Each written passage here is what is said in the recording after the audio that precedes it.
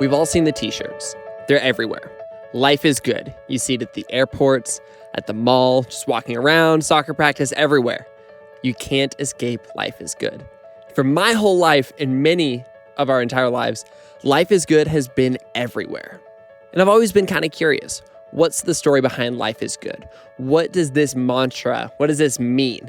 And why have so many people taken hold of this? It's a simple phrase. Life is good. Today, I am so excited because I got the chance to have a conversation with John Jacobs, one of the co-founders of Life is Good. And we get to dive into the wonderful story of how Life is Good was created. We got to dive into the story of how John's humble childhood led to him creating Life is Good years later with his brother Bert, and how this simple idea spread around the world and ultimately made a huge impact in so many ways. This is Sounds Good with Branden Harvey. I am Branden Harvey, and every single week we have conversations with people who are rejecting cynicism and living their lives full of optimism, joy, and ultimately making a difference in the world. And so I'm absolutely honored to be able to share this episode. So without any further ado, let's just jump straight into this. This is my conversation with John Jacobs, the co-founder of Life is Good.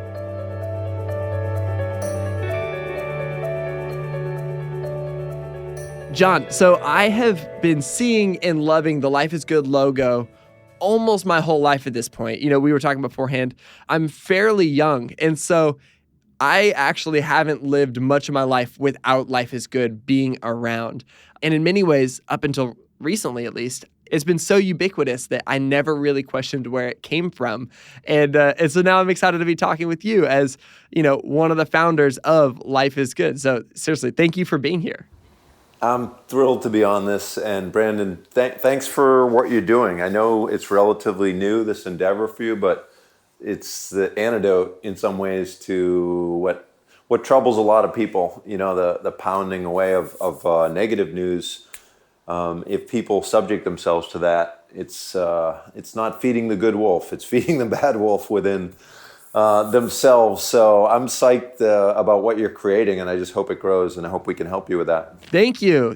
That means so much. And yeah, I mean, you guys have been doing this for a long time. Like, you've been in this world of things of saying, hey, let's fill the world with more optimism. Let's fill the world with more meaningful hope.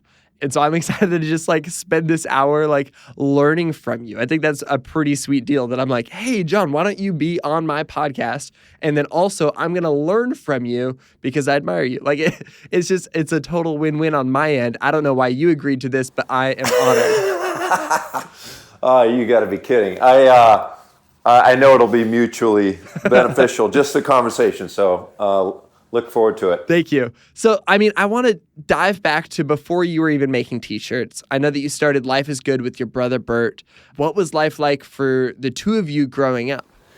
We grew up in a small town outside of Boston, lower middle class family in a really nice town. And there was 6 of us, so eight people in a tiny house. And let's see, really tight family, I would say. Chaotic, as you might imagine, and a fair amount of dysfunction, like most families, but pretty tight knit. And I suppose we had to be in that house. But the siblings in particular were really close. Our dad worked in a machine shop. He was a World War II vet who worked in a machine shop and worked with his hands. Avid outdoorsman. Our mom kind of ran the daily circus at home, and it was totally chaotic. But in general, it was pretty cool neighborhood, other kids playing and stuff. But there was definitely some different forces in the house. Like our dad, both parents were in a car accident when Bert and I were in grade school. And it was a near-death car accident. And fortunately, our mother had a seatbelt on and she just broke her shoulder. She was okay. Our dad wasn't as lucky, and he lost the use of his right arm completely. And that had a major effect on him as a guy who was used to being so handy. He probably worked with his hands a lot working in the machine shop. Oh, absolutely. And even at home, he'd do projects with us when we were really little. But after this happened, we didn't really know what was going on. We were really young, but it really took a toll on him mentally because he already had the stress of trying to feed 8 people on a pretty slim salary. And then this thing didn't allow him to sort of be his best self or do what he thought he was, really good at. And so it led to a lot of yelling in the house, a lot of tension, both yelling at us and our mom a lot. And, we didn't realize probably till we were out of the house, he was really yelling at himself. He was frustrated and depressed, to be honest with you. That made for a very difficult environment, kind of on a daily basis, a lot of yelling. On the other hand, and our dad was a good man. We love him, and he loved his family too. It was just a very difficult thing to happen to him. And our mom was the first powerful optimist in our lives. She had this resilient way of just moving past anything that was an obstacle. And whether it was our dad yelling or it was, one of our older siblings maybe was in trouble at school or something, she just found a way, whether it was, she never had the TV on. She had us on the floor in the kitchen drawing pictures. She had music playing. She was telling stories. She was singing a lot. I mean, every day. And she just sort of changed the energy in the house. So when it could have been pretty negative, and instead, Joan was her name, and she created the energy in the house. And the huge thing, in addition to, when I say this resilient optimism, she would say things like, I like running out of money because I don't have to worry about what I have to buy. Or this isn't even optimism, it's just craziness, but we can understand where it came from. She'd say I buy the cereals you don't like because they last longer. Or yeah, that is craziness, but that's amazing. Well, one of our favorites is a much longer story, but basically it ends with her insisting that a pie she just made was an apple pie. And we're like, the friend that was over that had cut the pie was like, it's blueberry, Mrs. Jacobs. It looks great, thank you. And she's like, no, it's apple. And after 3 times of protesting, we're like, Mom, it's a blueberry pie. And she's like, no, it's apple. I just ran out of apples. So she just sort of kind of decided how she was going to see things around her. And there's wisdom, as weird as that story is, there is wisdom to deciding what you're going to focus on. And I think that's what your newspaper that's starting and your podcast is all about. And it's something we believe in, and we really learned from our mother and then later from our customers how powerful that can be. It doesn't mean you don't acknowledge the bad things. She knew that there was tension in the house and we hadn't figured things out and we were struggling, but she decided she was going to help herself and everyone in that house to focus on the good. And maybe the most powerful thing she did for us was at the dinner table every night, she'd look around at each one of us and say, tell me something good that happened today. As simple as that sounds, it changed the energy in the house where you might have been, complaining about an assignment that was really hard, or a teacher, or some kid that bugged you at school. Instead, you were going to share one nugget that was funny or positive or absurd.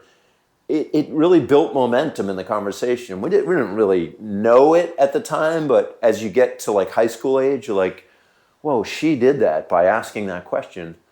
And we would just pull on something crazy. One of the ones we talk about a lot is our brother, Alan, went to get a haircut. And this was the 70s, so he wanted the long hair. Our dad did not want the long hair. And so he told the barber, just leave my hair long. And then the barber talked to my dad, and Dad said, give him, a buzz cut. So he cut half the hair, and my brother looked up and he's like, no. So he ran out of the barbershop. So he had half of a hairdo and a buzz cut, and we called it a wohawk. But we remember talking about it at the dinner table and just cracking up and making fun of Alan. But it was silly stuff. Our brother would find stuff at the dump and like a old record that we could play, or Sports Illustrated magazines or something, or it was just nonsense, or it was something genuinely positive. But either way, it kind of lifted the energy in the house, and that all came from our mother. I'm always thinking about this idea of like, where does optimism come from? Like, why is there a unique kind of person in the world that is an optimist? And then why are there other people? Would you say that it was something you're born with, that it comes from a place of having to deal with, difficulties in life, or from a practice, or maybe all three? I don't know. But I feel like you've got a few examples of a few different things that might have contributed to your sense of optimism, but it's tricky to think about, like, where did it actually, like, what's the source? Yeah, if you had asked me many years ago, I would just say our mom, Joan, she's like the hero of our childhood. I've heard statistics that it's something like 40% genetic, according to however they measure these things. 40% genetic, 30% circumstances, and 30% choice. Maybe even more choice. It's 30 to 40 or something like that, which is huge. So obviously we can't really tweak the genetics. Here we are, and then the circumstances. I do think if you're able to power through some adversity or challenges, it may raise your optimism quotient, But the huge one is that last component. And we do, when we wake up every day, have a choice no matter what you're facing. And you've all heard quotes from people who have been through the worst, whether it's chemotherapy or, going back to, you name it. And they have decided that focusing on the good in their lives and the world around them and others is what brings them happiness. So I feel like that's the most important component, and the one you can control, obviously. Okay, and so take me from this point of maybe turning into a bit of an optimist, of like, despite difficult circumstances, being in this environment, and then deciding, hey, I'm gonna like sell T-shirts that say "Life is good." Like, what's the in between in that scenario? Like, what led up to what I know today as "Life is good"? Yeah, so my brother Bert and I both loved to draw when we were kids and tell stories. And when we were finishing up college, we were looking for ways to combine business and art. We saw T-shirts as an accessible way to do that. So we printed up some T-shirts and we just filled some duffel bags, and we got out on the street in Boston, wherever there was some foot traffic, tourist areas or places where there was commuter traffic by foot. And we would just hawk the shirts in the street. And it was fun. It was like a little scary at first, like nobody knows us, and we just got this permit, but we don't know what areas it's relevant to. Let's just try here. And so we walk up down the street and ask people to buy the shirts, and we didn't have much luck, but once in a while you sell a shirt, you have an exciting conversation, somebody says something nice about your artwork, and that gives you enough fuel to keep going. And after about a year of doing that, we actually bought a used van with the help of our brother Ed, and we dubbed it the Enterprise because we told each other we're going to boldly go where no T-shirt guys had ever gone before. And we ripped out the back seats in the van. We looked at a map. We went to the local library, looked at a map of all the colleges on the East Coast, and we decided we would just pack the van with as many T-shirts as we could, and then we would travel around to these dorms, selling door to door in the dorms, knocking on every door we could on that campus before we left for the next campus. And we would just sleep on top of the T-shirts in the back of the van. That's amazing. And we'd do like 8-week road trips up and down the East Coast, down as low as Virginia, up to Maine. Small or large, any school was, fair game. And we we learned a lot. In the next 5 years, that was pretty much our life, sleeping in the van and visiting colleges. And your thought process was basically like, who's got a lot of money? College students. Let's go sell T-shirts to college students. That sounds terribly flawed, yeah. And maybe you hit on part of the reason why we were wildly unsuccessful financially for these 5 years. It's funny, I went to a state school, and there was a difference there between, I love the shirt, man, but I got like $5 left. And then certain schools, the kids, maybe it's mom or dad's checking account, but maybe they can afford to buy, 3 shirts for some friends or their sisters or something. But regardless, it was a lot of fun to this lifestyle because we were fresh out of college, and mentally I think we're still in college at this point. But back then we definitely felt like it was still our vibe and our place. So we had a blast, and we'd throw the Frisbee around during the day, and then we'd try to plot where we want to set up a card table or which dorms to hit next or what nights to go to which school. Let's hit this prime school on a Wednesday night because Friday everyone's out. Monday everyone's kind of bummed out or too focused on work. Let's do these prime nights, Tuesday and Wednesday at this school, So we had kept this journal, and literally it had an in and out column with every penny we spent, which was not much. We found ways to get into dining commons. We obviously weren't paying for a hotel or anything. So it was even like a source of pride if we never drank anything but water and occasionally beers on the road. So in terms of those 5 years in the van, I think it's one of those things that's helpful for other people to hear that we were disappointed a lot, and you'd drive 6 hours to like upstate New York or Pennsylvania, and then you wouldn't be allowed in this dorm, or you wouldn't sell one shirt after knocking on 600 doors. It was huge that we had a partner in somebody we trusted that was, the funniest guy in our world. I mean, Bert and I grew up in bunk beds, and nobody can make each other laugh like the other brother. And we had hilarious nights, and we had frustrating nights, and we'd fight sometimes like brothers, but basically we believed in each other, and we were open to this adventure. And when we got in the dorms, no matter what the rejection was, in what form, like I don't like the graphic, I think I don't like the price or the feel of the shirt or whatever, we just write it down. And at first it was really hard to take because it was like, oh man, we're not even going to be able to do this for a few weeks. And then you make a few sales, but you laugh off the rejection. And then the more you hear no, it's like you get a little stronger because you go, all right, why did they say no? All right, take that down. And if 100 people say they didn't like the message or the drawing, you better change that for next time. So it's all about reacting and adjusting. And that's good. And not getting, if you had just gotten totally down about the things that were said that were negative, it could have killed your opportunity to have those positive experiences where people were like, oh, I love this. And it speaks to a sense of resilience, I guess, that you were able to push through, those difficult times, which, it's a smaller difficult time than other difficult times. But I think that the metaphor still stands so true. You're working really hard at something you're passionate about, getting rejection, and then you push through and you find a little bit more success and a little bit more success, and you're learning. I love that.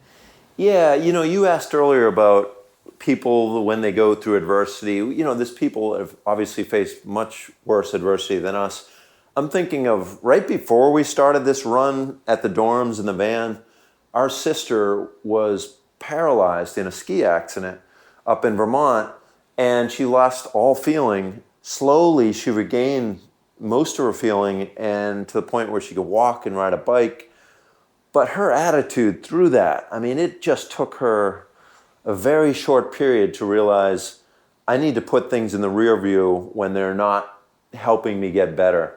So I am going to allow myself a little time to cry every day. When she literally had the bolts in her head and couldn't even move her neck or anything, people were visiting her, and she's like, I need laughter. I don't need tears. So when you come here, make me laugh, make fun of me, whatever it is. And that was one of those examples. And you meet people along the way that have handled the hardest adversity, and they make that same decision that I'm going to build this into a positive. I'm going to focus on the good because that's what's going to bring me happiness. That's what's going to help people around me. That's what's going to create good energy. So maybe, when you combine the difficulties in our house growing up, balanced by the strength and resilience of our mom, and then people like Alberta, that's our sister, was so brave, and it was such a quick, assessment by her. And to this day, she has the greatest attitude, always brings a smile, good energy to people. So, we were in the dorms, not a big deal that people, even if they're rude, like they might say no thanks, or they may say something worse about the shirt. But but you just suck it up and you go back to the van and it's like, wow, 600 doors and no sales. But it was huge to have a buddy and a brother like with you, laugh it off, talk about some of the funny characters you just met, and just what's next, where are we going next? And the combo of traveling, designing, like creating art, traveling, and meeting people were three things we loved. So regardless of outcome, we felt pretty lucky to be doing something we love to do. So that's what propelled us for those 5 years as we floundered around and tried to find something that clicked with people. And so this whole time, what did these shirts that you were selling say on them? They didn't say life is good yet at this point, right? A lot of them said nothing, actually. Like they were just funky artwork, very musically driven things. We grew up loving the Beatles, the Who, Bob Marley and stuff. So some of them would have more of a Rasta feel. Some of them like hard rock and roll look, but it was mostly just our artwork, which maybe was part of the problem. I mean, we find just short phrases with depth to them really create a super strong bond with people. And that's interesting. So, yeah. And it seems like maybe people just resonated with it more. They're like, oh, that speaks to me. Oh, definitely. And we'd have our little pockets where you're like, oh, University of Vermont loves the funky, crunchy stuff, and University of Hartford, maybe not so much, or maybe, and then these random schools were like magic for some reason, like Susquehanna, or anyway, there was pockets we would find that it was like, these are our people, but in general, we did not sell a big volume of t-shirts, and we could barely call it a business. We were just, floundering around trying to find something that clicked with a lot more people. That's so cool. That's so interesting. And then at what point did the phrase life is good come into play? When was this idea birthed? So one conversation we had a lot on the road, this was before cell phones, was like, we just had a lot of time to talk. It was how the media seemed to inundate people with negative information. And whether we were in the dorms or we were out on a street with a card table selling to people, we couldn't help but notice people talking about the latest disaster, fire, murder. And it's like, really? This is what's taking up their mind space right now? And again, we acknowledge those things happen. They're terrible. And there's people out there trying to help, specifically whoever the victim is in most cases. But to project those stories over and over around the globe is not helping a lot of people. In fact, it's scaring people into staying in their house. It's making people feel like every other person in the world is a wacko. And it really, I heard a talk one time about how we went from being a front porch nation to a backyard nation with a fence. And I look at the media, whenever they found that formula, how to drive people to watch again is to scare them. That's deeply embedded in our DNA, is this fight or flight instinct. If there's anything threatening, you better pay attention to it. So whenever the news found that out, which is many decades ago, they just, and I speak very broadly, obviously there's balanced news outlets and there's positive news outlets, you being one of them. But a lot of the mainstream media, in their battle for ratings, they just prey on people's fear. And that really bothered us. It still bothers me today. But at the time, we just wondered if there's anything we could create that would help people focus on the good. Could we create a rallying cry for optimists? And we got back from a long road trip, and right around the mid-90s, we rented a little dive apartment outside of Boston so that we could do custom work out of it, because the road sales were not really doing it, and we were in jeopardy of just having to bag it all. And so we were doing custom work for like softball teams or for you name it, corporations, anyone who wanted caricatures done, stuff like that. And we're having fun with it, but when we got home, we would invite our friends to a keg party and we'd ask them to give us feedback on drawings. So we taped a bunch of stuff up on this one room in our apartment, and we had friends over for this party. It was great to catch up with them after being on the road. And they would write right on the wall or on the piece of paper like what they liked and didn't like. And the next morning after this party in 1994, we got up and there was so many comments around this one drawing, and it was a face that's come to be known as Jake. And one girl had written, "This guy's got life figured out." And he's just got this big grin. He's got a beret. To us, it was a symbol of free thinking and maybe a counter to the stigma of an artist being this sort of listening to depressing music and being isolated. And we just felt so lucky to be creating, and we loved people so much. Maybe it came out of there, but that drawing was one of 100 on the wall, and there were so many comments around it. We were just like, we got to do something with this guy. And when we read that girl's comment, we kind of distilled that and the other comments down to 3 simple words: life is good. And those 3 words changed our lives forever. That's incredible. Yeah, thank you. The very next week, we printed our first Life is Good shirts, and we took them to a street fair in Cambridge. And we had done these things for years. We were used to selling about a dozen shirts in a day. And we put out all our designs, probably a dozen of them, out on the table. And the fair started at 11 o'clock. And we had 48 shirts with Life is Good on them printed. One design, just Jake's face with a funky little pattern around it and said Life is Good under it. Within the first hour of that fair opening, all 48 shirts had sold out. It was like nothing we had ever seen. Every walk of life, like Harley Davidson guy, school teacher, skateboard kid, they're all looking at all the designs, and then they'd hone in on that one pile.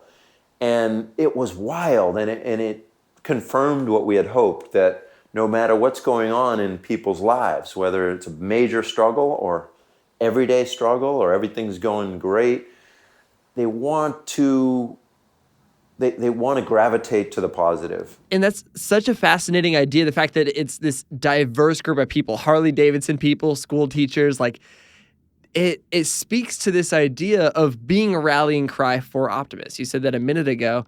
It seems like that it really was successful as a rallying cry. And it's so cool to me to think about how this like, I want to say a little subculture, maybe this subculture of optimists, they transcend all other subcultures. You know, there's a little pocket of optimism inside of the world of Harley Davidson. There's a little pocket of optimism within the teacher world. There's the little pocket of optimism within all these things. That's so cool to think about. And we actually need people on all parts of the spectrum. Like, it doesn't mean everyone's skipping to work and, you know, just like singing through their day. We talk about that at work these days. Like, it's actually helpful to have the people that have a certain amount of optimism, but a certain amount of caution, because they balance those of us who tend to see everything as opportunity and positive. And so I love the fact that you're pulling, no matter what the background, demographic, theme of their life is, there's a certain part of them that has that optimism in them. And it's a matter of how much they show the world, how much they lean into it. And it was cool to see on that very first day that it really didn't matter what the background was. It's something much deeper inside us that wants to gravitate to the positive. And we found that later, whether it was wartime or the economy tanks or terrible tragedies happen, people, even more than an average time, they want to gravitate to the positive, and they actually want to help it grow. So that very first day, we knew we had what we had been looking for over 5 years. We just didn't know what to do with it. Man, that's crazy to think about, like that first day where you're like, okay, this is really starting to happen and people are resonating with this. You know, I know that there's so much that went into this process, but maybe give me the short form version of, how this thing blew up in such a big way. How life is good is, like I'm about to fly on an airplane tonight, and I have no doubt that I'm going to see, a dozen people wearing some sort of life is good t-shirt or hat or water bottle, something like that. Like it's ubiquitous. And yeah, maybe like what's the short form version of how you guys started to grow this thing and lean into this thing and how it started to spread, I would imagine also organically outside of you guys. Sure. Well, we didn't really know how retail worked, but we decided to go door to door, just like we had done in the dorms, and ask people if they would sell Life is Good. And we didn't have much luck with that. And then we drove down to Cape Cod, and we jumped in the ocean, which the ocean always gives you the answer. I always ask Mother Nature and Mama Ocean if you need answers. So we got out of there and we started driving around in the van to little beach shops, and we found one finally that would take 24 Life is Good shirts and try them out. And lo and behold, the next week we got a call from this woman, Nancy, and she gave us what she called a reorder, which is a term we had never heard up to that point. And we were pretty fired up. And on the same call, she reminded us that she was right next to an ice cream shop. And she said, does that Jake character, by any chance, does he eat ice cream? And Bert and I were in that little dive apartment. We're looking at each other. We're like, no, but give us about 2 hours and a purchase order, and he will. So we, went to work designing Jake with an ice cream cone. And same thing happened with her sister-in-law up in Vermont. I had a store near a bike shop, and it's like, of course, yeah, Jake rides a bike. So the whole story of Life is Good is just being open and listening. Like, I didn't even mention, but Bert and I did a cross-country road trip as I was finishing up college. And we had an absolute blast. And we traveled for a couple months across the country after I did a semester, actually a year out in California. And we kind of came up with the idea of working together on that trip. But then if you look at our whole story, like it was the friends at the party that said, this guy's got life figured out. And now it's the retailers telling us, this guy can do anything that celebrates something positive and healthy in people's lives.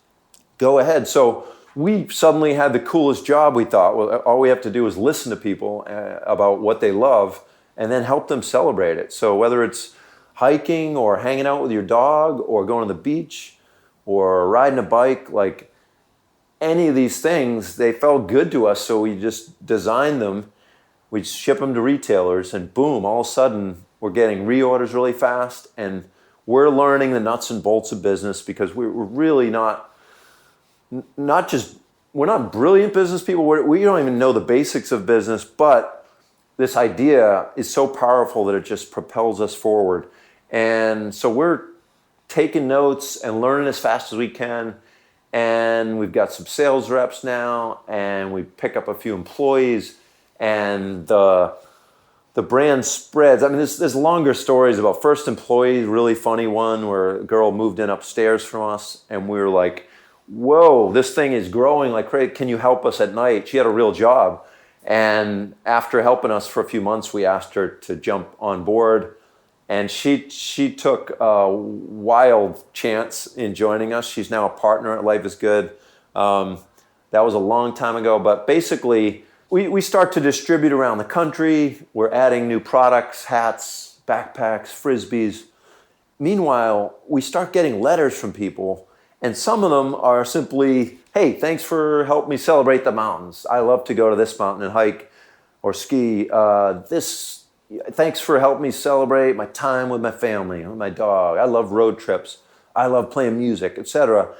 But we didn't count on these other letters, and we got so many of them so quickly from people facing great adversity, people who were in the hospital going through chemo, and they said, your Life is Good hat helped me stay positive through the worst times. Or, we lost our brother, and we all wore Life is Good to the memorial service because we wanted to celebrate the spirit with which he lived. He always wore your product. And we didn't know what to do with these stories. We were just trying to figure out the business, and we would tuck these letters in a drawer, and it would take us years to figure out all we need to do is share these letters. So we started doing it internally. We would get up at company-wide meetings. The company wasn't big at this time, but I don't know, maybe 40, 50 people, and we would just read a letter to remind us all that we're not just designing t-shirts and shipping product out. We're actually having this conversation with people and helping them to focus on the good. It's the huge why behind what you're doing. Exactly. And there were tears from people in these meetings, but also just this renewed sense of purpose, and people had this bounce in their step. And the more we read these stories, the more fired up we got about what the potential of this brand could be. And initially, I think a big focus was, hey, people are being bombarded with negative news. Let's help them focus on the good in their lives, in others, in the world. But there was this deeper layer that we learned from these incredible letters. We called them fuel letters, because this is what powered us forward. This is what made us want to grow this company as big as we can and reach as many people and eventually kids with our Kids Foundation. But I'll get into that later. But they are the heart and soul of this brand, is that community of people, particularly the ones that have faced the hardest adversity, because those are often the people who have this elevated sense of gratitude, and they have a clearer perspective than anyone on what's important in the world. And they don't waste time bitching about the weather or traffic or things we can't control. It's like, I am so lucky to be alive. And there's one message that we got cumulatively. One letter called out the phrase, but it was sort of the spirit of all these letters. And the phrase is get to instead of saying have to.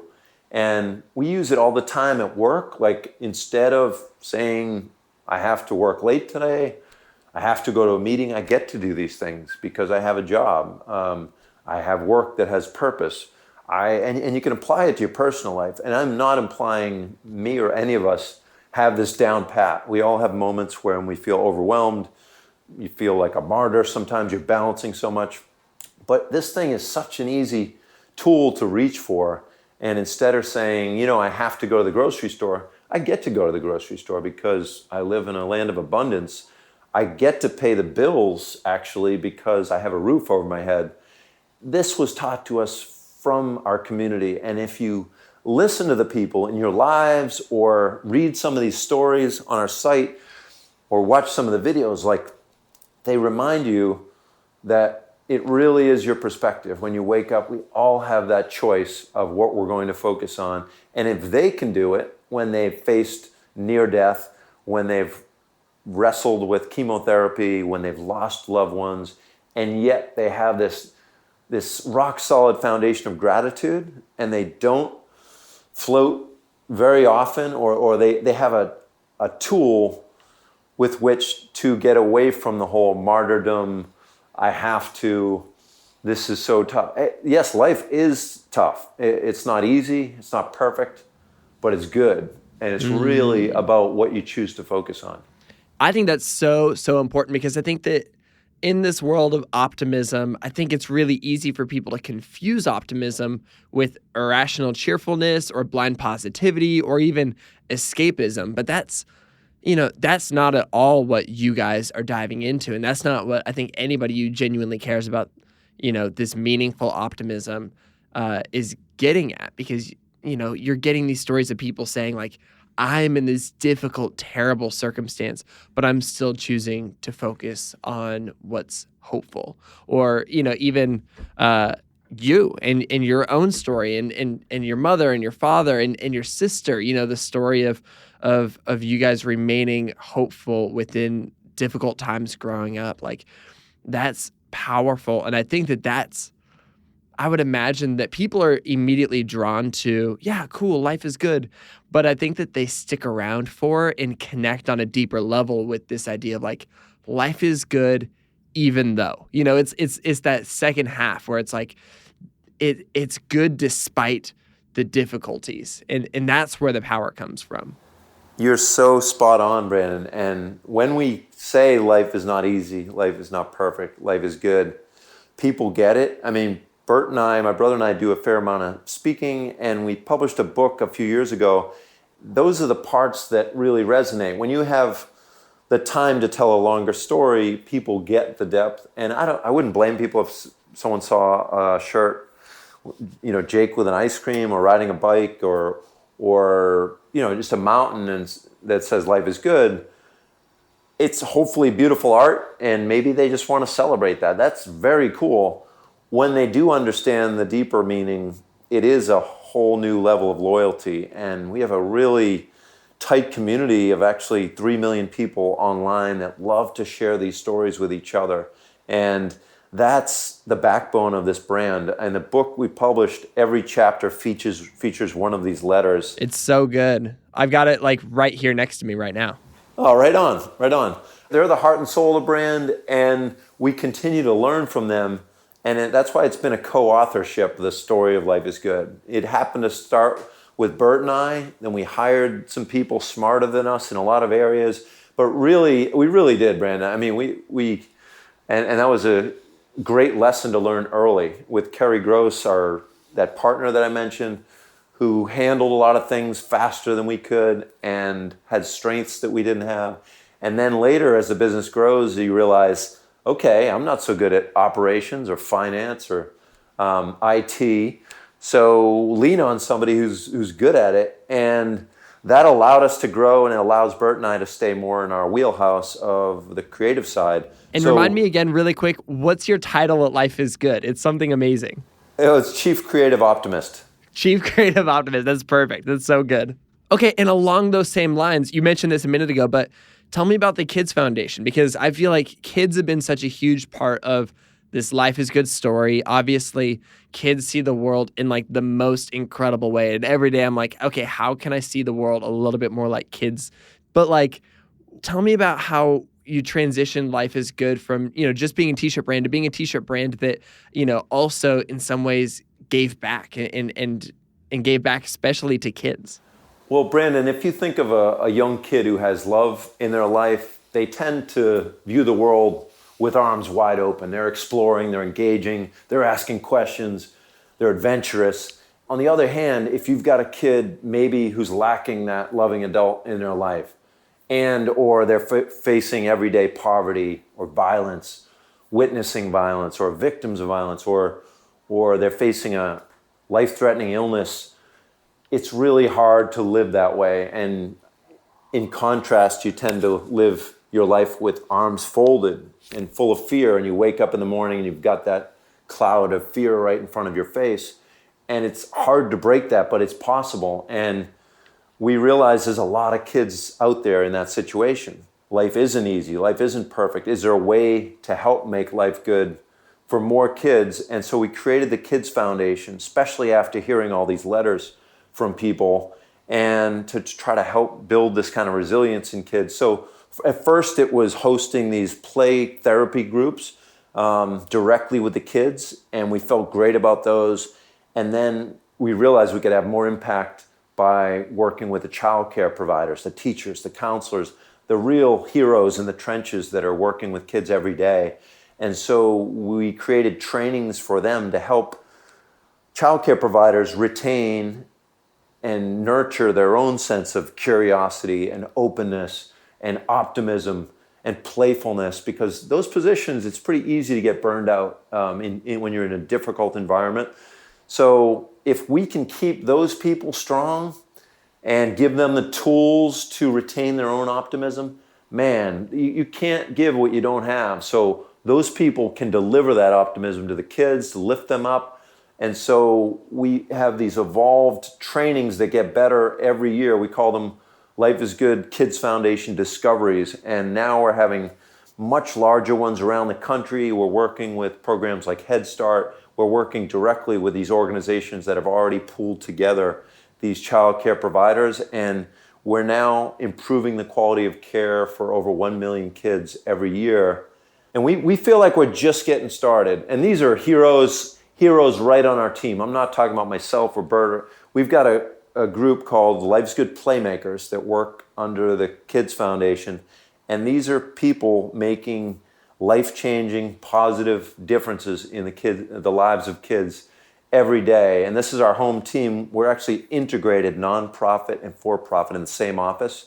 And where the for-profit tries to bring awareness and funding to the nonprofit pays us back so well with what they do for us culturally. We just had an internal discovery on Friday where our leaders get together and make sure that we're living and being the brand ourselves, and how we can help each other to be more playful at work, to have more fun. And believe it or not, that stuff all makes for a more productive team. You know, it's not this softer, fuzzy side. It's like, no, if you got a bounce in your step, if you're having laughs, if you're actually moving your body, all this stuff helps you become more productive and you quite simply happier. So we're trying to bring that to a lot of kids who have a difficult life at a critical young age, and we're really proud of the work that the Kids Foundation is doing. And again, we feel like we're just getting started. Man, along those lines of this idea of being, in the trenches, working in a world where, it's difficult to see kids having a hard time, and you guys are saying, hey, let's do something about it. What are some other ways that's happened over the last, who knows how many years of you guys existing? What are the times where you've felt like instead of just like being high in the sky with optimism, you were more so down in the trenches, maybe a little bit overwhelmed by the difficulty going on, but you had to choose to like push through. What does that kind of look like? Well, I will first acknowledge this is sort of one of those times because there's so much strain in our country right now, and the world, but particularly in the U.S. in the last year. It's a huge sense of division. Yeah, but I wanted to go back because I think of some of the key parts that taught us that optimism is most powerful in the darkest times. I would say when 9/11 happened, it was a big learning for us because your company's called Life is Good, and something like that happens, certainly doesn't feel like life is good. We questioned whether it was appropriate to even ship our product out. The whole country was kind of frozen for a week as we digested what happened, tried to figure out what we can do to help. We had a company-wide meeting, and this woman in our warehouse pointed to a big mural of Jake, our character, and she said, what would Jake do in this situation? And this real quiet woman from the warehouse raised her hand and she said, is there some way we could do a fundraiser for the victims and their families? That led to our first kind of large scale. We had done a lot of like basketball tournaments for the Kids Foundation early, things like that on a small scale, but this was like nationwide. Every time we ship this shirt, all the proceeds from it will go to help the victims. It really stunned us how much people rallied around this. It was just a simplified flag graphic that said life is good under it. And we let our retailers know and customers that all the proceeds would benefit the victims. Within the course of like 6 weeks, we raised $207,000 from that one shirt. And it not only externally were we helping the victims, internally, I mean, we were all feeling, depleted by what happened. All of a sudden, the warehouse was filled with blank shirts. We were whipping through these big orders, and we knew we were part of the solution. There's no solution, but there's like part of the healing. And that was a big boost to our team and a big learning for us too. Like, no matter what happens, isn't there a way to be one of the helpers, one of the people that is making it better? So we took that lesson, and that was part of the reason for creating the Kids Foundation. Now, 10% of the profits from anything we do go to our Kids Foundation. That means if you work in the company and you design graphics or you pack boxes, no matter what you do, you're helping kids in need. And we love simplicity, and that really helped us simplify things. It really doesn't matter what task you're doing today, you're helping kids in need. And likewise, for customers, if you're doing business with Life is Good, you're helping kids in need. And we love the simplicity of that. And then another key moment for us was more recently, 2013, we're right here in Boston, and the marathon bombing happens. And our offices were 2 blocks from the finish line. And we had lots of employees out there at the finish line. And one of our teammates was severely injured, shrapnel, head to toe, went to the hospital. We literally they couldn't assure us that he would live through the night, and we couldn't visit because we're not family. So we waited, and the next day we went to visit. The first thing he says, his name's John, is, "I'm grateful," to us. And he did not look good, very rough shape. But he said that because he said he saw people around him that were worse off or didn't make it, and he knew most of his wounds would heal. He's a hero to us. And then if you look at what happened in the aftermath of that horrible act, the news media, the mainstream news media, could not get enough of showing the actual bombing and telling you about the bombers over and over if you chose to watch it or read it. Now, if you lived in the city and you're close to it, what you witnessed was a very different story. You witnessed EMTs running in to help the victims right on the spot, risking their lives. You saw runners running an extra mile to donate blood. You saw people giving their cell phones, opening their homes to strangers. You heard about doctors working 50-hour shifts of surgery to help the victims. 50 hours, that's not even an exaggeration. I heard these real stories. And you realize that in response to a terrible act of hatred or confusion, whatever it was, you had hundreds and then thousands of acts of love just pouring in from the Boston community, then New England, then around the country, then around the world. People are sending funding help and supplies, and absolutely incredible. So only a few days after the bombing, we started getting emails from people saying, "You got to do a fundraising shirt." And we were at the moment just focused on making sure our team was okay. We had counselors coming in, speaking to them, and we put it off for a few days. But by the time we took a fresh look, maybe 4 days after it, there were so many posts on our Facebook and emails. It was like, of course we need to do this.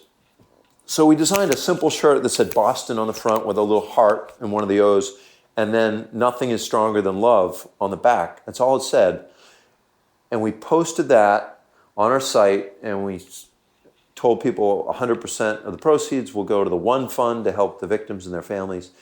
And that one shirt in the next 4 or 5 weeks sold more than any shirt we'd ever made by far. And we raised over $500,000 in a super short period for the one fund. And once again, it was like, yeah, we were proud of the city because it's a tough, old, gritty city, and Boston Strong was a very prevalent message, which is a good one. But we were looking for a different message, and we landed on that "Nothing is stronger than love" to speak to something bigger that was happening that we wanted to acknowledge. And sure enough, people really took to that message, and they supported it. And more importantly, they chose to focus not on the hate, but instead on the love. And that's why we were so proud of humanity in the aftermath of the bombing. That's really powerful. And it reminds me of this idea of, I've been thinking about this a lot, where I think that the solution to feeling overwhelmed by the negative news and the solution to feeling overwhelmed by the difficult things happening in the world isn't to ignore it, and isn't even to put a positive spin on it, but to be a part of the solution, to be a part of fighting back against the negative things happening in the world. And hearing your story, hearing about how you guys are doing stuff with the Kids Foundation and what you guys did right after 9/11 and the Boston bombing, like, that really gets me thinking about, like, people rallied around this so they could feel a part of this, and they made an impact. They made, so, like, they brought together so much money to create solutions. And I love that not only are you spreading this positive message of, like, life is good, like, there's difficult things, but life is good, but also that you're allowing people to share that mentality, where they can say, life is good, and I'm going to create a better, like, a good life for other people. I'm processing through this right now as you're speaking, and it's beautiful. No, and I love it. You're so right on, Brandon. And when I think of that experience of brainstorming the message for the shirt in a small group, but then all the teammates on our team that figure out how to execute it, and then the people in the warehouse figuring out the quickest way to ship it, And then the retailers realizing by taking this shirt and, devoting some of their valuable space to it, they're being part of the solution, part of the healing. And right down the line, it feels better to all of them. So I'm just making your point that I agree with you completely that the best thing is not to ignore the bad news. It reminds me of Paul McCartney one time said a lot of young people come to him and say, there's just so many causes, I get overwhelmed. Which one should I pick? And he's just like, pick the one you're passionate about and just pick one and lean into it. And that's what's going to make a difference. But if you try to look at the whole thing or help a bunch of causes at once, that's actually what we did early, like the first 5 to 8 years of our company. It was just so random. Any friend who had some nonprofit, or our head was spinning, but we're like, yeah, we'll donate shirts here, we'll write a little check here, or we'll show up for this event. And it was all well-intentioned, but it was not efficient at all. And I doubt we had, real broad impact with that stuff, where once we honed in and said, okay, making life good for kids facing poverty, violence, and illness, and what do we think's the most progressive, innovative way to do that? Let's focus on kids 3 to 6 and people that are facing these challenges. And before that, there's so many good causes out there that it's natural to try to want to support anything you hear about. But the more we focus, the more impact I believe we're having. And your bigger point is well taken and spot on. I think that for your own happiness and for the betterment of the world, getting involved with the healing or the solution is the ticket. This conversation has seriously been so good. And I wanted to wrap up by definitely mentioning this new thing that you guys are working on called the Faces of Life is Good. And it's just this celebration of people who represent life is good and this mentality of optimism. And we've talked about all these people in this episode who totally, they are the faces of life is good. I think about your mother. I think about your sister. I think about the people who have written you guys letters, that are in your book. The people who, your employee, your teammate who, was in the hospital after the Boston bombing. All these people are so inspiring, and they are the faces of life is good. But there's so many other people, and there's so many other stories. What is it that you're connecting with most about Faces of Life is Good? What is it that you're connecting with most about all of these people sharing their life is good story with you and with the world? Well, I think it goes back to what we focus on grows. And we realize the simplicity of just sharing a moment. It doesn't have to be one of these more dramatic stories. And in fact, 90+% of Faces of Life is Good is simply people in their everyday life sharing a nice moment with a friend, with their dog, family, just taking off in the mountains, to the beach, you name it. But it's really just about making a choice that I'm going to spend a little mind space celebrating this moment or this place I'm in right now or the people I'm with. And that's, the simplest form these days. It's just sharing a photo, where I told you about early on, it was these handwritten letters, and we still get those. We love them. There's emails later. We've got videos of some of these people's stories. But the simplest thing these days, and something that can bring people joy in an instant, is when you just share a positive photo and become part of this community. And we're really just here to help each other focus on the good. And we love you to join us. It's very easy. You go to lifeisgood.com/thisisoptimism, or you can post on Instagram with hashtag thisisoptimism. That's really it. Go check it out yourself. We do have some bigger names that have chosen. Allie Raisman, we teamed up with some girl empowerment shirts. She's a multi-gold medal winner, gymnastics in the Olympics. She is the real deal, super deep values, trying to help girls with their strength, independence, and just phenomenal. I love what we did with her.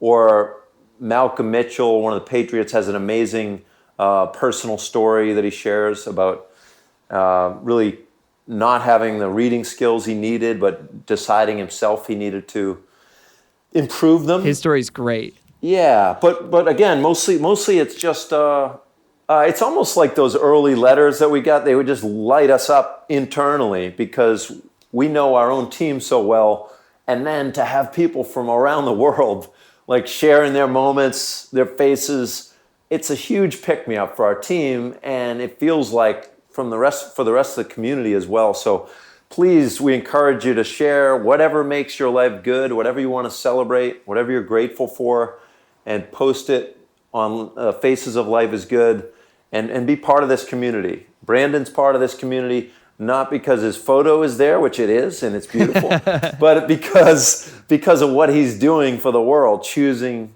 to focus on the good and help others to do that too. And you can be part of that, and I hope you choose to. But Branden, I just want to thank you for having me and Life is Good on your show. Man, I'm seriously so honored. It's incredible. Like I wish we could just keep on talking forever. And I'm gonna try to, because I've got one more question I'd love to ask.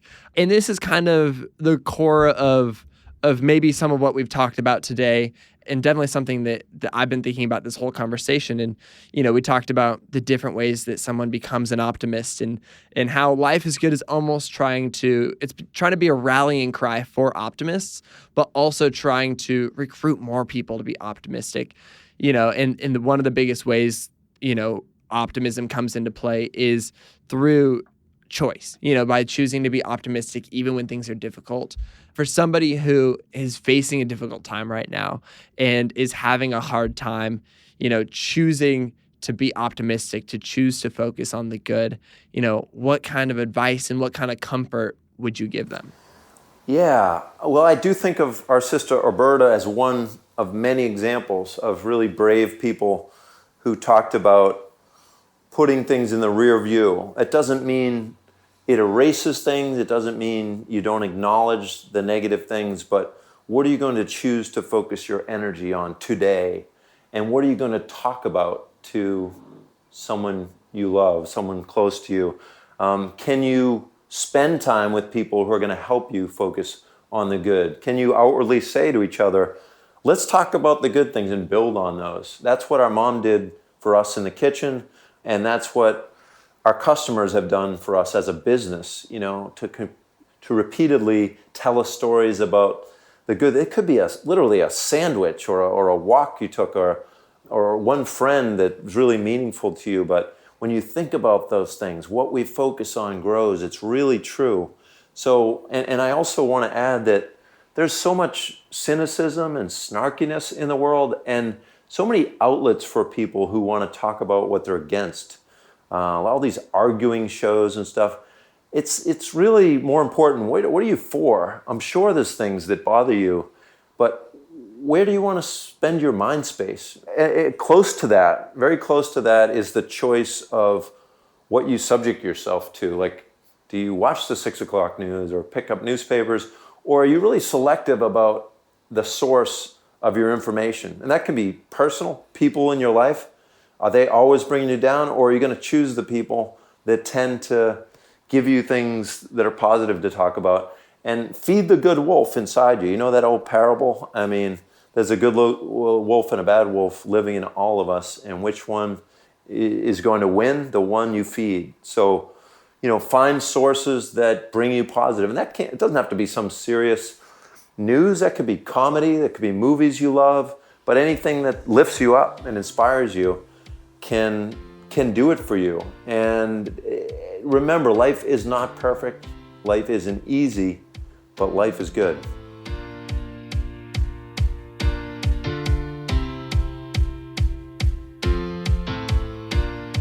Oh my goodness, that was such a fun conversation.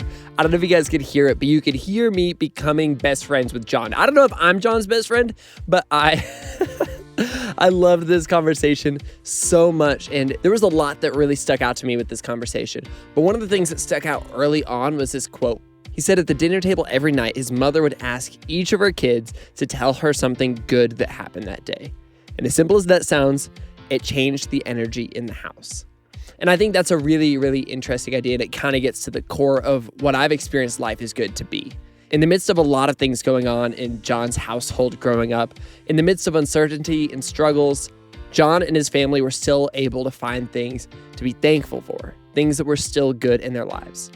I love the way that John kind of carried this message through the entire episode of even when things aren't perfect, even when there are struggles, when there are problems, life can still be good in the midst of that. I think that's beautiful. Life isn't perfect, but life is good. Oh my goodness, I love that. John totally mentioned this during the show. You should absolutely share your story of optimism as a part of the Faces of Life is Good campaign at lifeisgood.com. I'm one of the Faces of Life is Good, and I am so honored, and you should absolutely join me. lifeisgood.com. You can also follow along with Life is Good on social media everywhere and learn more about John and his brother Bert in their book, Life is Good, the book. I love it. We talked about it in the episode. It's great. If this is your very first time listening to Sounds Good, welcome. We are so glad that you joined us. We hope that this isn't your last episode you listen to, so go and hit the subscribe button. And if you liked this episode, I've got 2 episode recommendations for you to download right now. The first is the conversation I got to have with Bonnie, Kate, and Max, 2 incredible and creative people who live out this idea of life not being perfect, but life being good, even in the midst of utmost terrible tragedy. Go download that episode, and then also listen to our conversation with Laura Lawson Visconti. Laura is a visual artist just like John is, but every single day, Laura loses a little bit more of her vision, and one day, she may be completely blind. And she shared about the hope that she lives with despite her medical condition. You can find both of those episodes and all of our other episodes wherever you listen to podcasts. And if you've been listening for a while, please leave us a review on iTunes. We absolutely love reading your feedback, and it really helps more people find out about the show. As always, you can find us at goodgoodgood.co, where we also make, in addition to this podcast, a physical newspaper called The Good Newspaper. Yes, it's a real newspaper in 2017. And you can also find out about our free Good newsletter, where every single week we send out 5 pieces of hopeful news from around the world. You can also follow us on social media for more good news every single day. We are at goodgoodgoodco everywhere. And on that note, that is a wrap for this week's episode. Go out and do some good this week, and we'll be back next week with another inspiring conversation with an incredible person. Sound good?